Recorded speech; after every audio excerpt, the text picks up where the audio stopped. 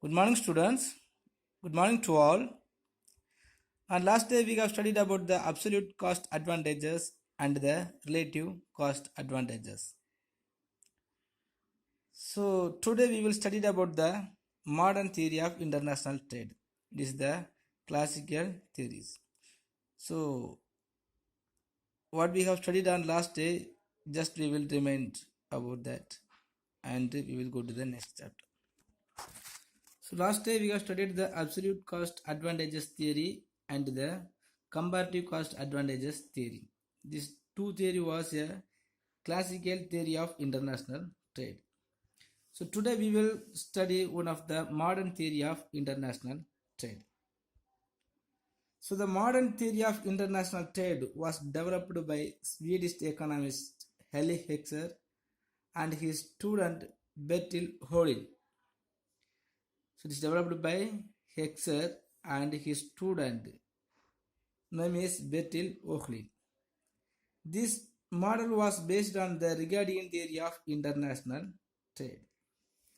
So what this theory come to says mean? This theory says that the basis for international trade is the difference in the factor endowments. Factor endowments means the factor of production, the availability of factor of productions, are the source of factor of productions.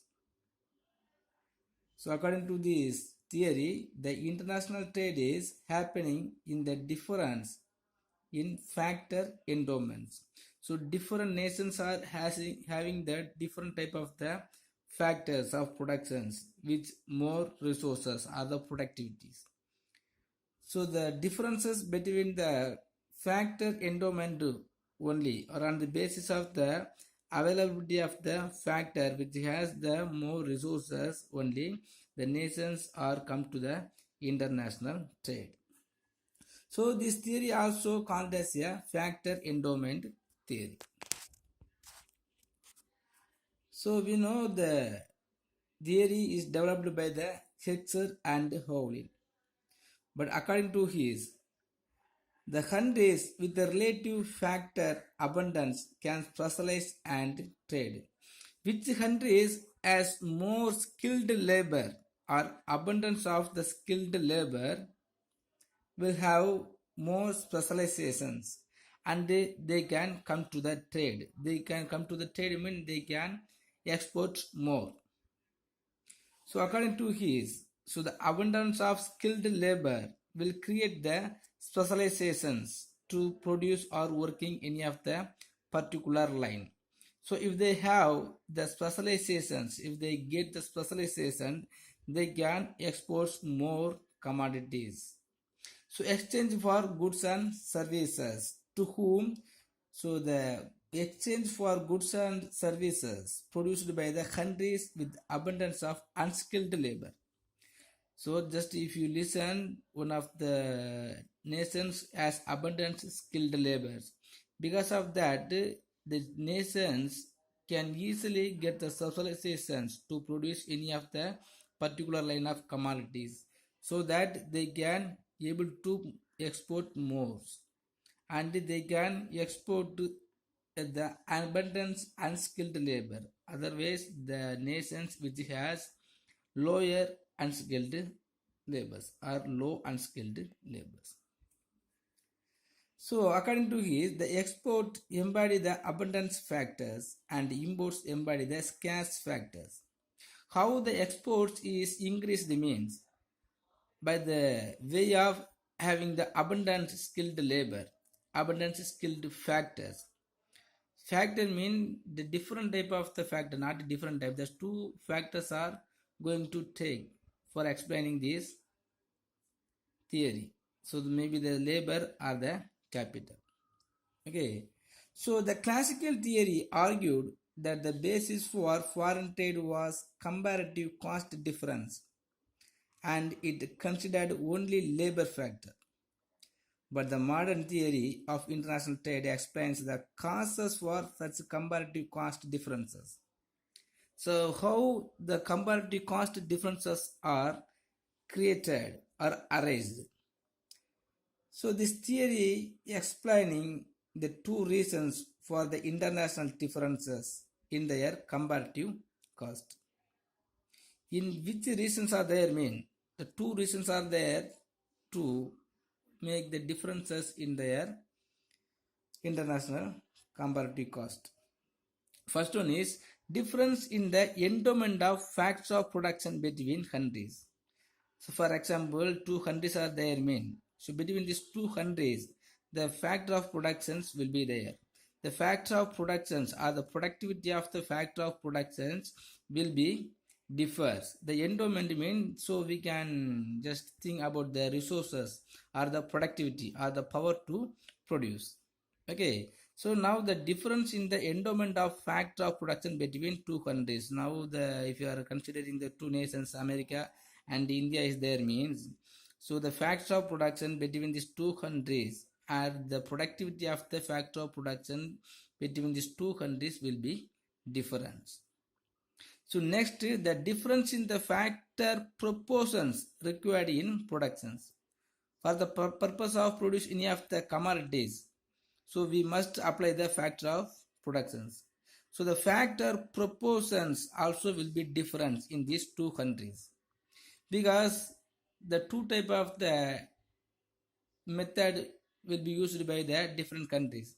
The labor intensive capital or labor intensive method or the capital intensive method. So when they are using the capital intensive goods, this family produce more commodities, but the same countries will not able to produce any other commodities by using the labor intensive goods. So the two reasons only is the main reasons to the comparative cost difference or the comparative cost, and some of the assumptions are there to explain this theory. So there are two countries, two commodities and two factors model. These theories are taking the two countries, two commodities, two factors to explain. When the two countries only are going to involve in this international trade and they are going to produce two commodities by using the two factors only. So we know four type of the factor of productions, but these two nations are taking the two factor of productions only to produce the two commodity. Next, the countries differ in factor endowments. The countries difference in factor endowments. Difference in factor endowments mean, so the productivity of the factor, the productivity of the labor or the productivity of the capital. The both nations also will have the difference of the factor endowments, the productivity of factors or the resources of factors. Next, the commodities are categorized in terms of factory intensity. The commodities are categorized in terms of factor intensity. Factor intensity means by the productivity of the factor of productions only, so it will be categorized. So which nations are having the more productions. Next, these two countries use same production technology. There is no difference in technology. So what technology is going to produce any of the commodities, that same technology only using by two nations. Next, countries have identical demand conditions. Identical demand conditions mean the both nations also will have the difference in the demand of commodities. Next, there is perfect competitions in both product and factor markets in both the countries. Perfect competitions means, so the supply of commodity and the demand of commodities also will be there, and there is no government interventions, and both the buyers and sellers will come and more. So according to XII overall theories, how it's come to say means a capital abundant country will export the capital intensive good, while the labor abundant country will export the labor intensive good. So which country has more factor endowment with abundantly, that nations will be export the capital intensive good. So which country has more factor endowment with abundantly, that country will export the labor intensive good. For example, simply if you want to understand, so we can take the India will have more labor intensive good. So because the India is a agricultural country. So by using the more labor, the India will produce more crops. So the India can easily produce the or export the crops or the rice and the paddy or the food items. Okay, but the America will use the capital intensive good or will export the capital intensive good. Capital intensive good mean some of the machineries and IT field software, everything is also considered as a capital intensive good. So for which factor will be going to use mean the factor proportions model, the factor proportion model which links export and imports to factor endowments, in which proportions the two nations are going to use to produce the commodities. The proportions will be linked with the factor endowments. Next, how the exports will be happen mean a country export those commodities produced with relatively large quantities of the country's relatively abundant factor. Suppose if the America has more capital intensive goods, this America will export the capital intensive goods to the India. The India will be export the food items to the Americas. So the relatively large quantities of the countries relatively abundant factors. Which nations has more factor endowments with abundantly. So by using this abundantly factor endowment, these nations can able to export to the other nations. So we can easily understand the explanations.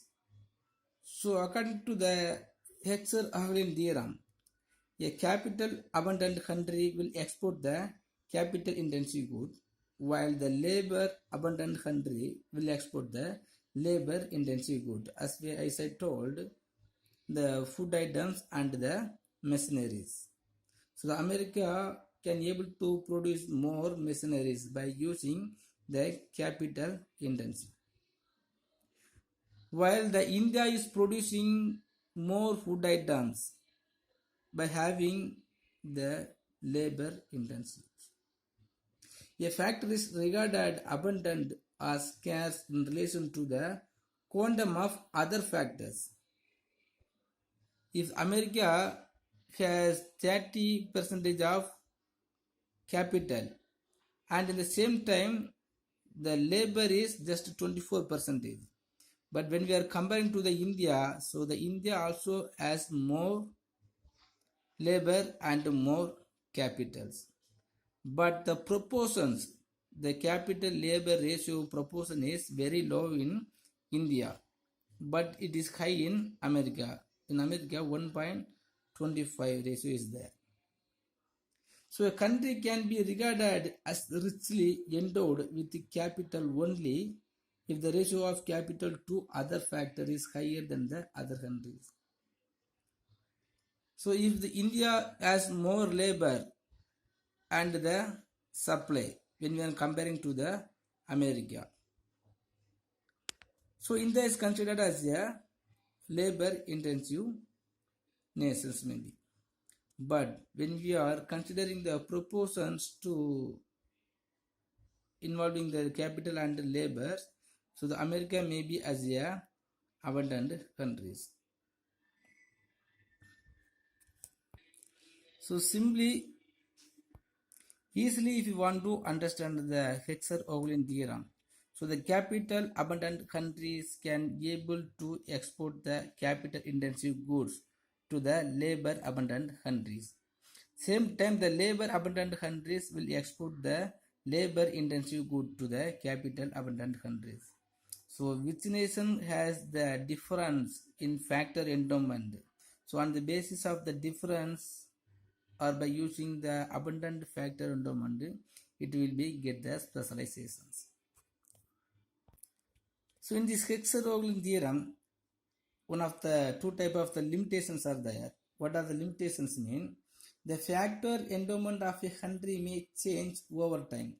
So on the basis of time, or and over the time, or time again and again, or on the course of time, the factor endowment of a country may change.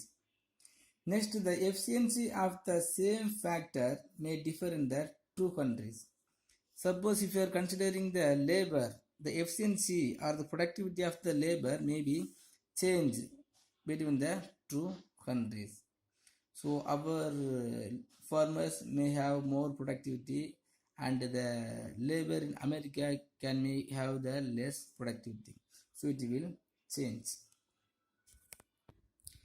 Next, the comparison of classical theory and the modern theory.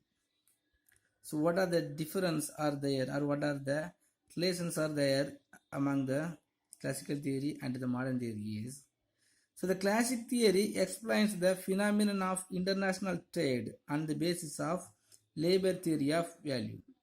By explaining the classical theory, so it says the international trade happens on the basis of labor theory. But the modern theory explains the phenomenon of international trade on the basis of general theory of value. Next, the classic theory presents one factor. One factor means labor model. So the productivity of labor, as we studied already. So on the basis of the productivity of the labor only, the classical theory was explained. So even the price per unit of one labor only taken into the account of classical theory. Next, the modern theory presents a multi-factor model. Multi-factor model means not two more factors, the two factors only. So the labor and the capital, the two factors also may have difference in their productivity. Next, the classical theory attributes the differences in the comparative cost to differences in the productive efficiency of workers in two countries.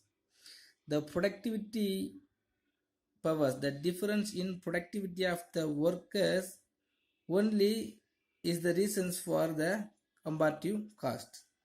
But on the basis of modern theory, it considered the differences in comparative costs to the difference in the factor endowments in the two countries. So here the availability of the factors or abundance of the factor endowments only is the reasons to making the comparative cost, the difference comparative cost. Okay students, next we will study the gains from international trade or advantages of the international trade. When we are involving in this international trade, so what are the advantages we can get? First one, efficient production.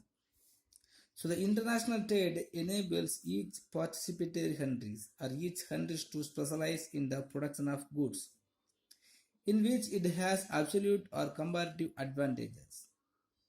So international specialization offers some of the gains. In whichever way all the nations are getting some of the efficiency in production first, better utilization of resources. So when all the nations are involving in this international trade, it will be utilized all the resources in better way or optimum ways, because we have to use all the resources till last unit of the productions. And if the production or if the resources are very scarce, they have to use these resources in the optimum or the better economic way. Next, concentration in the production of goods in which it has a comparative advantage. So when the nations are predict the comparative cost advantages, so no nations will produce any of the commodities, and it will be using the advantages from the other nations. If any of the nations are thinking so producing the commodities in this domestic nation is better than the imports the same commodities from the other nations, so it will use the advantages, comparative cost advantage. Next, saving in time. So when any of the countries does not able to produce any of the commodity with the higher cost, it will be import from the other nations by using the absolute cost advantage.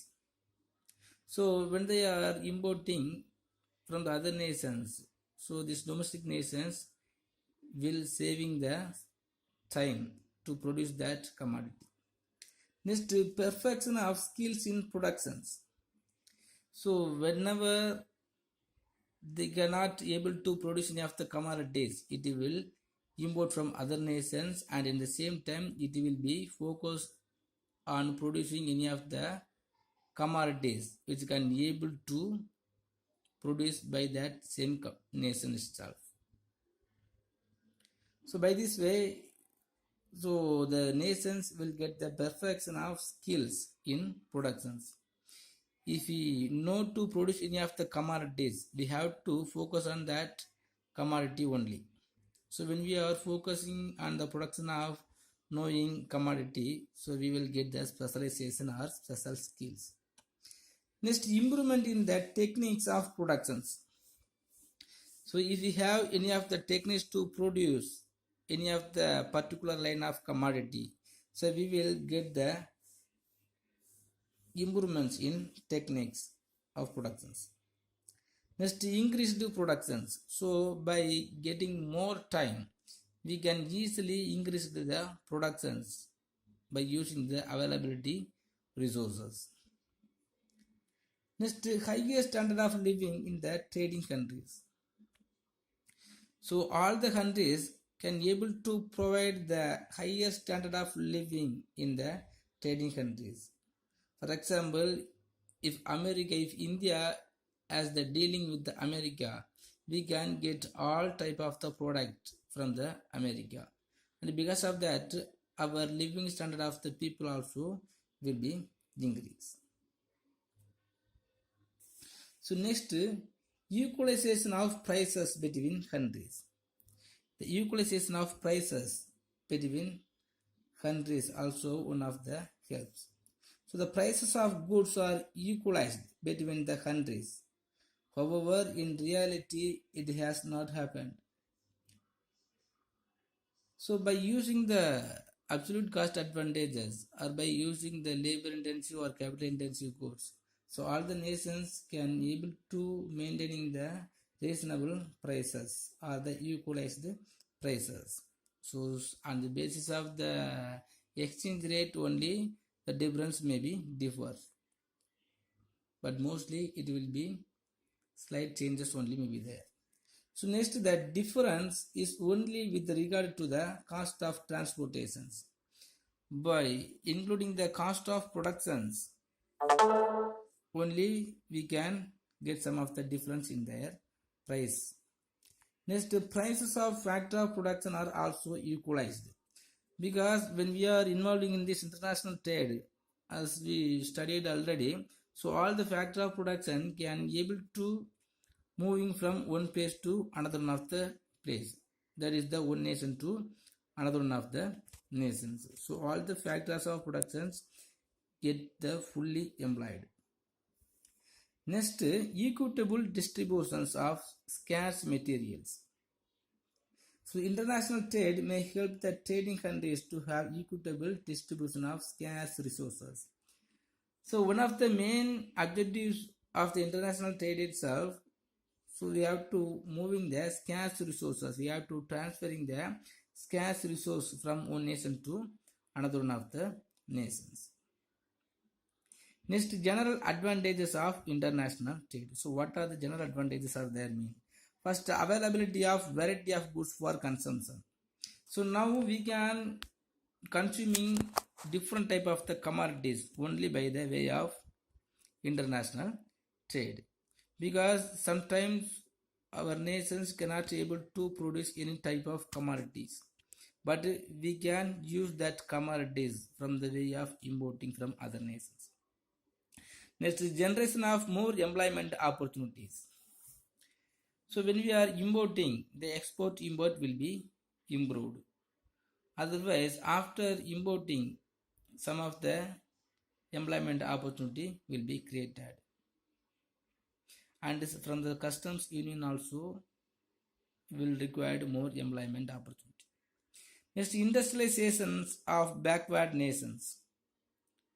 So the backward nations also will be improve the industrializations because of importing any of the commodities or exporting some of the commodities.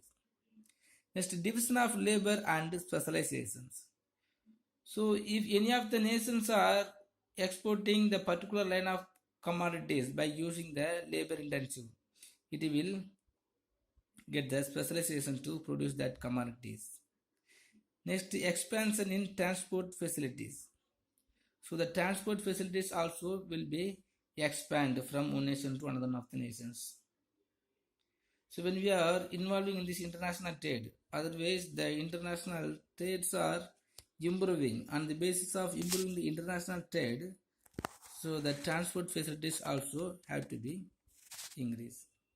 Next, improvement in relationship among countries. So if there is no dealing, if there is no financial or the trade relationship, so among the nations, the quarrel and some of the controversy among the nations may be arised. But when all the nations are depending on other nations to trade, so there is no chance to make the quarrels and some things. Okay, students, I think it's enough. So if you have any doubt, please ask me, and you take the gains from international trade as your study portions. Thank you.